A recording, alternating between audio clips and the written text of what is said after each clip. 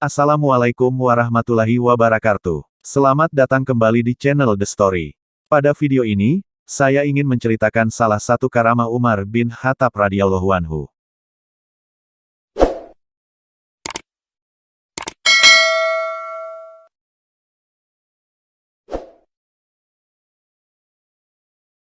Kisah Umar bin Khattab hentikan tradisi syirik penduduk Mesir. Mesir berada dalam kekuasaan Kekaisaran Bizantium atau Imperium Romawi Timur, pada zaman Nabi Muhammad SAW. Barulah ketika masa Khalifah Umar bin Khattab radhiyallahu anhu, Mesir dapat ditaklukkan, dan berada di bawah kekuasaan kaum muslimin. Pasukan muslimin, menaklukkan Mesir di bawah kepemimpinan Amr bin Ash radhiyallahu anhu pada 1 Ramadan 21 Hijriah atau tahun 641 Masehi. Berkat keberhasilan itu, Umar bin Khattab radhiyallahu anhu mengangkat Amr bin Ash sebagai gubernur Mesir dan menjadikan kota Fustat, yang sekarang adalah kota Kairo sebagai pusat pemerintahan.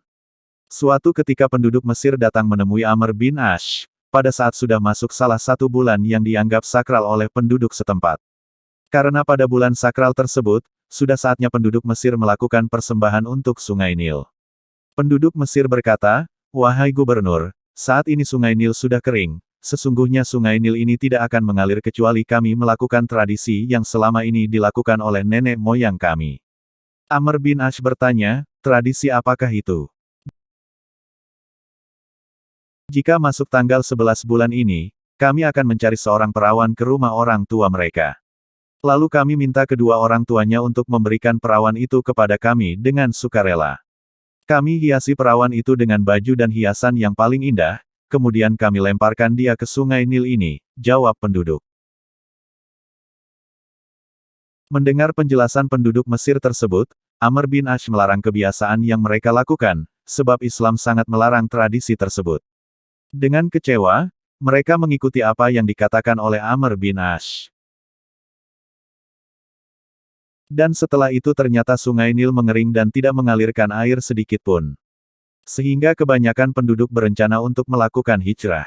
Tak kala melihat kondisi yang demikian, Amr bin Ash menulis surat kepada Umar bin Khattab yang berada di Madinah.